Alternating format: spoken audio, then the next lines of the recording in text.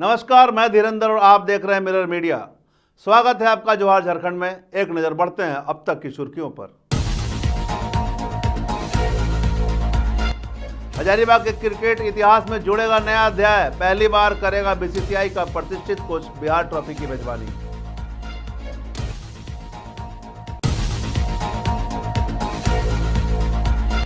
साहेबगंज में अवैध हथियार के साथ रील बनाते 2 युवक गिरफ्तार। पुलिस ने की प्रेस वार्ता।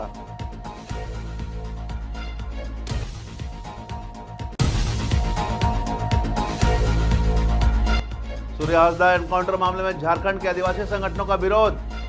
सीबीआई जांच की उठी मांग।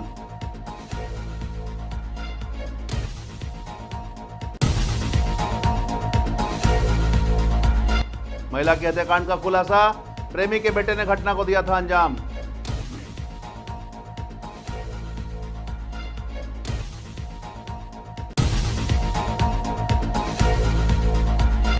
और झारखंड राज्य विश्वविद्यालय विधेयक के लिए आसू ने खोला मोर्चा।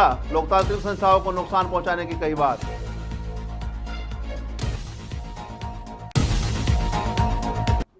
अब खबरें विस्तार से। हजारीबाग क्रिकेट इतिहास में एक नया अध्याय जुड़ गया है। पहली बार जिले को बीसीसीआई के प्रतिष्ठित कोच बिहार ट्रॉफी की मेजबानी का अवसर मिला है।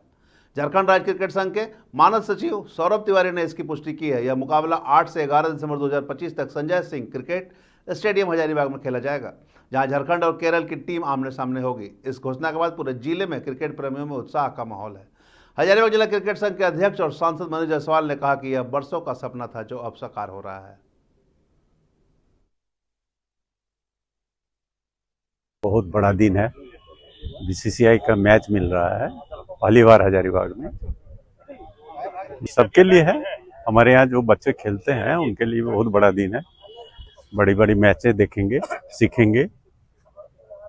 पोजीशन करने के बाद में वो देखे यहाँ पे सब कुछ है, सभी फैसिलिटी है, उसके बाद ही ये मिला हम लोग को। आज 2-2.5 घंटा पहले जेसीए से मेल आया, जिस चीज़ के लिए हम लोग लंबे समय से प्रयासरत थे।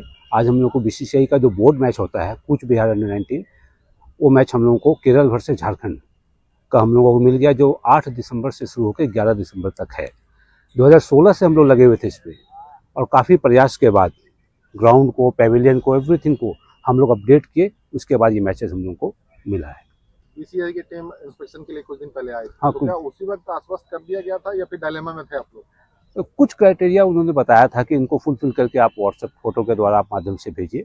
ग्राउंड से पूरा सेटिस्फाइड थे, पिच से सेटिस्फाइड थे, प्रैक्टिस पिचेस से सेटिस्फाइड थे। कुछ पेविलियन में थोड़ा सा जो ड्रेसिंग रूम है उसको बड़ा करना था, जो हम लोगों ने कर दिया। उसके बाद ये हम लोगों को मिल गया। कितना मुश्किल होता है एक मैच मिलना बीसीसीआई का? ये बहुत बड़ा, मतलब इतना आसान चीज़ नहीं है। हमने पहले भी बताया कि हम लोग के जो अध्यक्ष हैं मनीष व्यास, जब 16 में विधायक बने, 14 में 16 में उन्होंने अपने विधायक मत से पैसा दिया था, उससे ही ग्राउंड बनना शुरू हुआ। तो 2016 से लेके अभी तक आस्ते आस्ते हम लोगों ने इस ग्राउंड को तैयार किया, और आज वो दिन आ गया जब हम लोगों को बोर्ड मैच मिला है। आगे रणजी के लिए भी सोच रहे हैं? 1 से 2 साल के अंदर हम लोग तैयारी उसी हिसाब से कर रहे हैं। अभी जो हम लोग का ग्राउंड है लगभग उस हिसाब का है, और ये मैचेस हम लोग अच्छा से कर लेंगे। और अंडर 19 या 23 का नेक्स्ट ईयर जो मैचेस मिलेगा उसको ढंग से हम लोग कर लेंगे, तो वो रणजी मैचेस आने वाले 1-2 वर्षों में अवश्य हम लोग को मिलेगा। हजारीबाग के बच्चों के लिए बड़ी खबर है। क्रिकेट बहुत बड़ा चीज़ है। अगर बच्चा यहाँ पे आके जो मैचेस यहाँ पे होगा, प्रैक्टिस सेशन वो देखेंगे, मैचेस देखेंगे, जो यहाँ पे ट्रेनिंग वगैरह जो होगा वो सब देखेंगे, उन लोगों के लिए बहुत अच्छा मोटिवेशन का ये है। दबाव भी आप लोग के ऊपर कि भाई मैच है दिसंबर में होना है? प्रेशर तो एक है, चैलेंज बहुत बड़ा है। ग्राउंड तो हम लोग बहुत अच्छे से बना लिए, पेविलियन अच्छे से कर लिए। अब इस मैच को बहुत ही अच्छे ढंग से सफलतापूर्वक संपन्न करें, ताकि आने वाले वर्षों में हम लोग को, या इसी सीजन, कहीं अभी 77 मैचेस बीसीसीआई का जेसीए को मिला है। साहेबगंज जिले की तालझारी थाना पुलिस ने अवैध हथियार के साथ रील बनाते हुए 2 युवकों को गिरफ्तार किया है।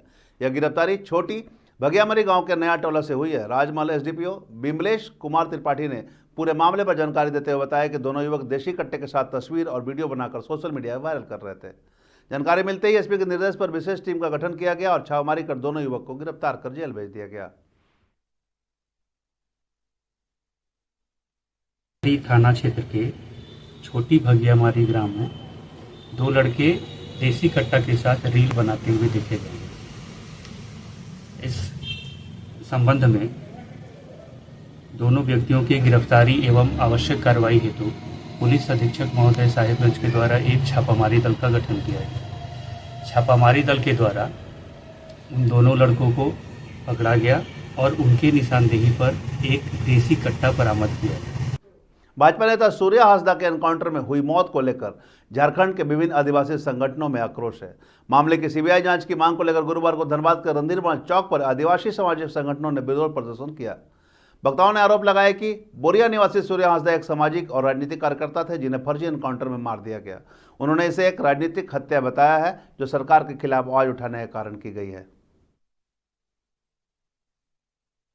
देखिए, सबसे बड़ी बात है कि सूर्या हांसदा एक इनकाउंटर लायक वो नहीं थे। जो केस वगैरह उनके ऊपर जो चल रहे थे, ठीक है, वो तो सीधा सा जाहिर होता है कि हम लोग का जो है यहाँ पे विधायिका, कार्यपालिका, न्यायपालिका है। अगर प्रशासन और कार्यपालिका और विधायिका अगर ये डिसाइड करती है कि आपका सूर्या हांसदा जो है अपराधी है, तो न्यायपालिका को हटा दिया जाए। न्यायपालिका होना ही नहीं चाहिए। और वो गरीबों के मसीहा थे और वो ऐसे उनके ऊपर एक भी केस नहीं लगे तो गरीब मजदूर को सताया हो या उसके ऊपर अत्याचार किया। ये सारा सरकार अपना दबाने का कोशिश कर रही है। अपना जो गलती की है इनकाउंटर बोल के, वो इनकाउंटर नहीं है, सीधा साधा बोला जाता है हत्या है। आज हम लोग आदिवासी समन्वय समिति, मतलब पूरा धनबाद के जितने भी छोटे बड़े संगठन है सब मिलकर के एक समन्वय समिति बनाए हैं। इसके तहत आज जो गोड्डा में सूर्या हांसदा नारायण हांसदा का जो इनकाउंटर, फर्जी इनकाउंटर हुआ है, उसका सीबीआई की जांच की मांग कर रहे हैं। और जो उसके द्वारा संचालित जो आवासीय विद्यालय है, वहाँ के बच्चों को निःशुल्क शिक्षा राज्य सरकार दे, यही हम लोग मांग करते हैं। और इस पर जितने भी संलिप्त हैं, जितने भी पदाधिकारी सम्मिलित हैं, उसकी रांची के तमाड़ थाना क्षेत्र के रहने वाली परमिला देवी की हत्या मामले का खुलासा करते हुए पुलिस ने 2 आरोपियों को गिरफ्तार किया है। हत्या करने वाला आरोपी मृतका के प्रेमी का बेटा और चालक है। जानकारी के अनुसार दोनों ने पहले परमिला देवी को जमकर शराब पिलाई और जब वो बेसूध हो गए तो गला दबाकर उसकी हत्या कर दी। इसके बाद सड़क पर फेंक कर गाड़ी से कुचल दिया ताकि मामला सड़क हादसा लगे। गिरफ्तार आरोपियों की पहचान दानिश और सऊद के रूप में हुई है। दानिश का पहले से आपराधिक इतिहास भी रहा है। बता दें कि परमिला देवी का दानिश कुरैशी के पिता नसीम कुरैशी से अवैध संबंध पिछले 15 सालों से था। इसके कारण अक्सर नसीम के घर में झगड़ा हुआ करता था। इसी कारण दानिश ने परमिला देवी को रास्ते से हटाने की साजिश रची। कि इनका नसीम कुरैशी के साथ इनके पति की जो है मृत्यु हो चुकी थी लगभग 15 साल पहले। और उसके बाद इनका जो चक्कर है, इनका जो लव अफेयर है, वो नसीम कुरैशी के साथ चल रहा था, जो कि कांटा टोली के रहने वाले हैं।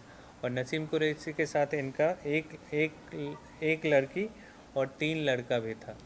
तो ये बार बार कांटा टोली आती थी नसीम कुरैशी के घर और उससे कुछ पैसे मांगती थी, जिससे उसका घर चलता था।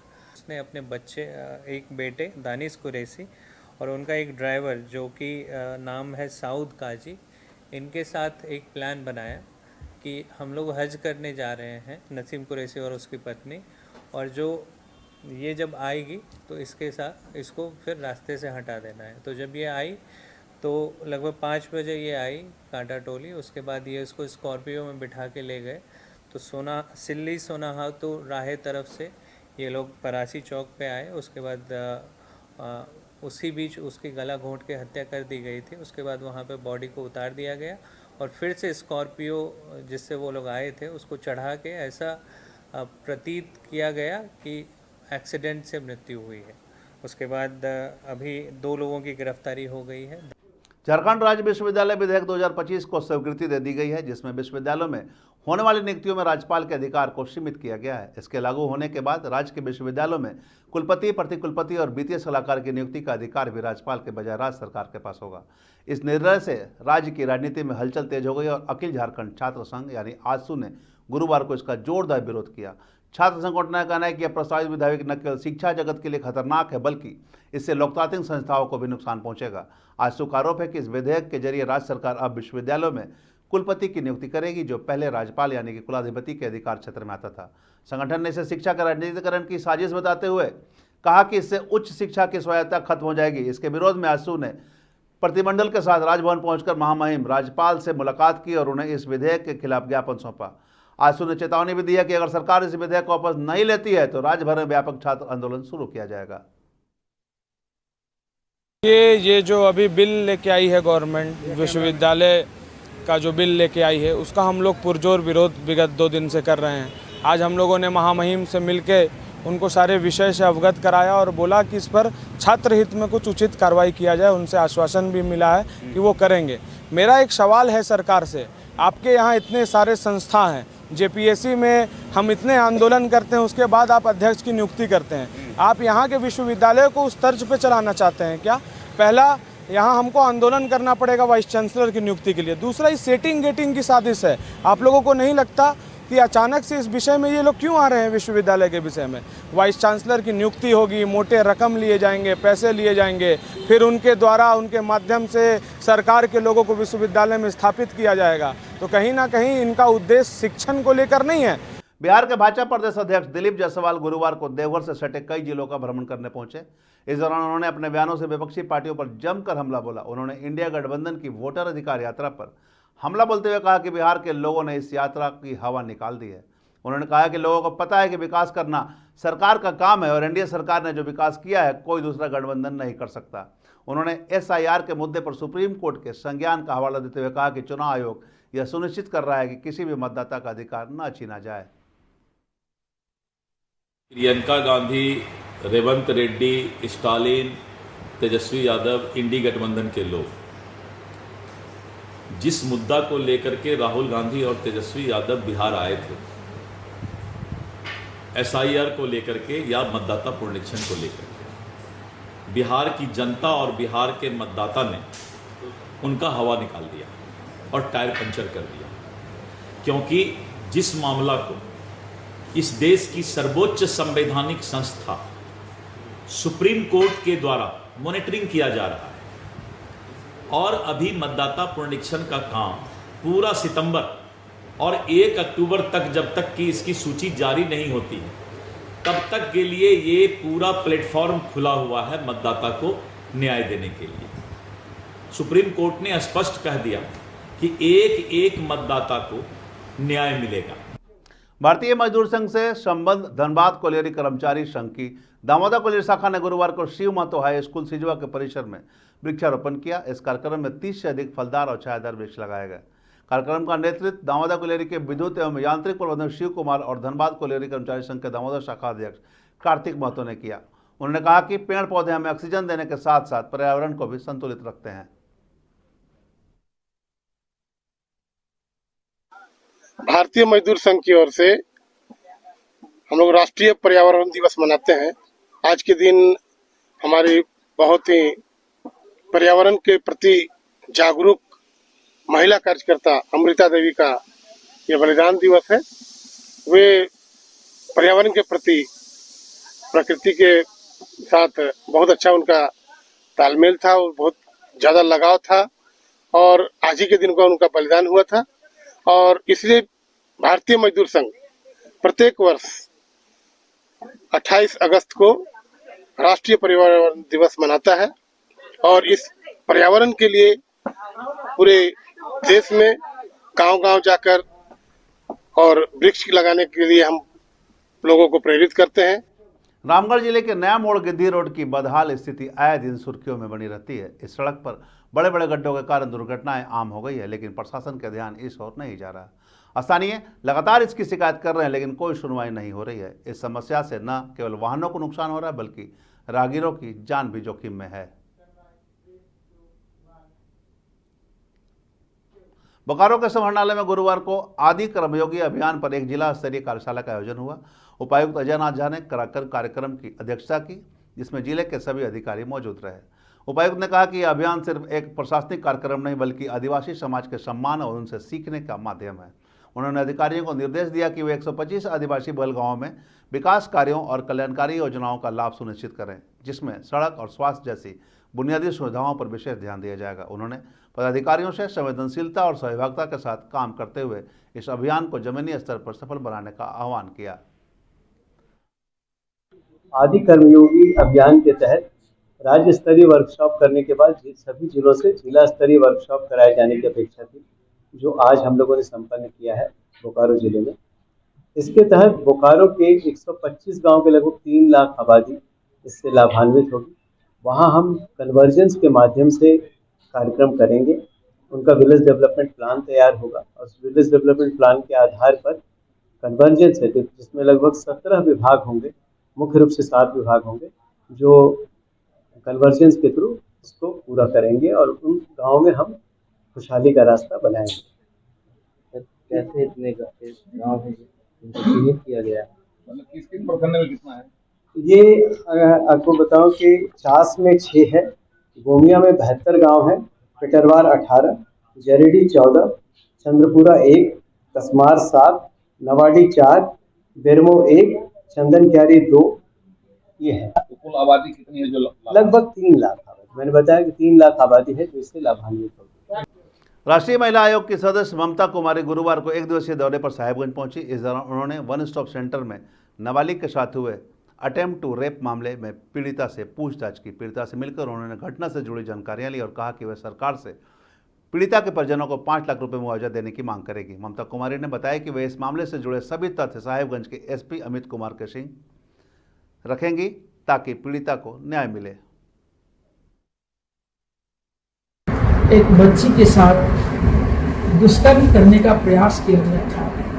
एक बाल अधिकारी के साथ, वो चेयरमैन के पद पर रहते हैं। वहाँ पर एक घटना जब छपी तो हमने सुमोटो लिया और सुमोटो के तहत आज हम लोग जाँच में आए थे और जाँच में आने के क्रम में हमने ये पाया कि वो बच्ची के साथ जो घटनाएं हुई है वो बहुत ही निंदनीय घटना है और हमारी बच्चियां कब तक ये बर्दाश्त करती रहेंगी? कैसे, मुझे समझ में नहीं आता है कि आखिर समाज कब सुधरेंगे?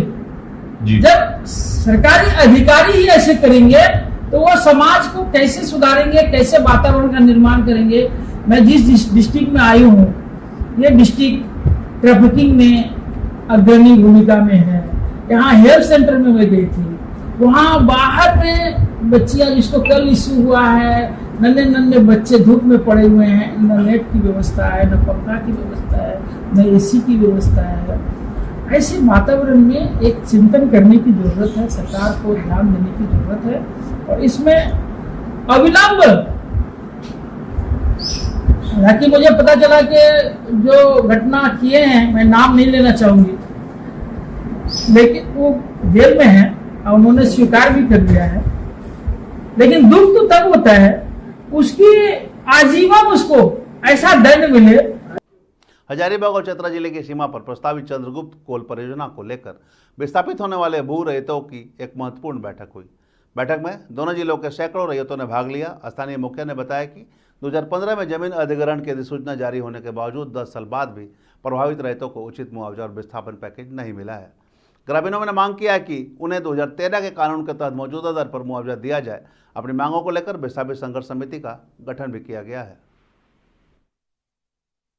तो कोल परियोजना पचड़ा पंचायत, पेटो पंचायत और चट्टी बरियातू पंचायत, ये 3 पंचायत मिला करके 9 गांव 28 अक्टूबर 2015 को अधिसूचना जारी किया और जमीन अधिग्रहण किया।